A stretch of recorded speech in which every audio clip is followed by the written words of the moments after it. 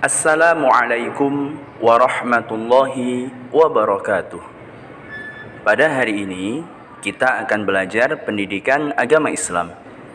Materi yang akan kita pelajari adalah tentang Rasul Allah idolaku.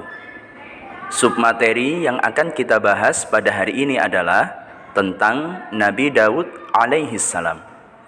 Materi ini terdapat pada buku LKS Pendidikan Agama Islam halaman ke-53. Tetapi sebelum kita mulai pelajarannya, marilah kita berdoa terlebih dahulu.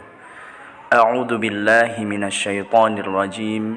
Bismillahirrahmanirrahim. Allahumma inni as'aluka ilman nafi'ah wa rizqan thayyibah wa amalan mutaqabbala. Rabbi zidni ilma warzuqni fahma. Amin. Mari kita mulai. Bismillah. Nabi Daud alaihi salam adalah salah seorang nabi dari Bani Israel, yaitu dari Sibith Yahuda. Sebutan Sibith dalam istilah ini sama dengan penyebutan suku dalam bangsa Arab. Nabi Daud alaihi salam merupakan keturunan ke-13 dari Nabi Ibrahim alaihi salam, dengan silsilah Nabi Daud alaihi salam bin Ibsyah, bin Uwaid, bin Abir, bin Salmun, bin Nahshun, bin Uwainadab, bin Ilmi, bin Hasrun, bin Farid, bin Yahuda, bin Ya'qub alaihi salam, bin Ishaq alaihi salam, bin Ibrahim alaihi salam. Nabi Daud alaihi salam hidup pada masa Raja Talut yang beriman dan Raja Jalut yang kafir. Saat terjadi peperangan antara tentara Raja Talut melawan tentara Raja Jalut, tentara Raja Talut dapat mengalahkan Raja Jalut beserta bala tentaranya dengan izin Allah Subhanahu wa taala. Dan Nabi Daud alaihi salam adalah salah seorang bala tentara Raja Talut yang dapat membunuh Raja Jalut. Suatu ketika sesudah Raja Talut wafat, Nabi Daud alaihi salam diangkat menjadi raja menggantikan Raja Talut yang telah wafat. Allah Subhanahu wa taala memberikan kerajaan dan ilmu pengetahuan kepada Nabi Daud alaihi salam, dan Allah Subhanahu wa taala mengangkatnya menjadi rasul dan memberikan karunia yang agung berupa kitab Zabur kepada Nabi Daud alaihi salam. Kitab Zabur adalah mukjizat Nabi Daud alaihi salam.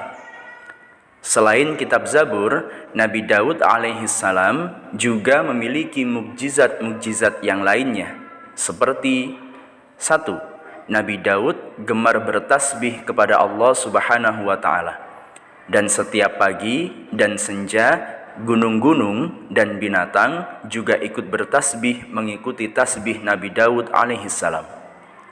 Kedua, Nabi Daud alaihi salam juga memahami bahasa burung-burung. Ketiga, Nabi Daud memiliki kerajaannya yang kuat yang belum pernah sekalipun dapat terkalahkan. Keempat, Nabi Daud alaihi salam selalu mendapat kemenangan dari semua lawannya, dan Nabi Daud menduduki tahta kerajaannya selama 40 tahun. Kelima, Nabi Daud dapat melunakkan besi dan membentuknya menjadi baju besi dan peralatan lainnya. Keenam, Nabi Daud adalah nabi yang taat kepada Allah Subhanahu wa taala.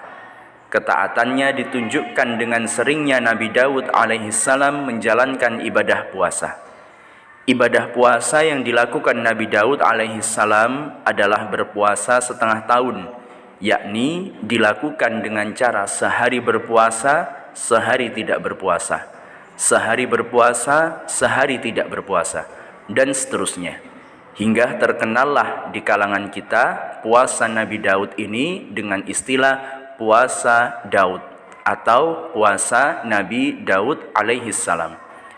Dan mukjizat yang ketujuh adalah Nabi Daud alaihi salam memiliki suara yang merdu.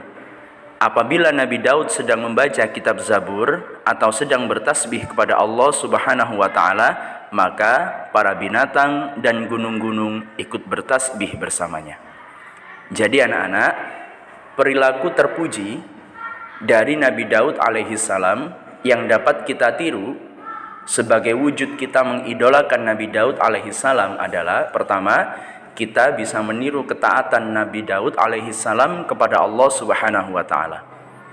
Kedua, kita bisa meniru betapa seringnya Nabi Daud alaihi salam itu bertasbih kepada Allah pada setiap pagi dan setiap sorenya. Tentu saja ini bisa kita tiru dengan sering-sering berzikir saat pagi, saat sorenya. Contoh membaca zikir pagi dan zikir petang yang telah diajarkan oleh Nabi Muhammad SAW. Ketiga, kita juga bisa meniru keberanian Nabi Daud alaihissalam dalam mengalahkan kejahatan. Semoga bermanfaat anak-anak ya.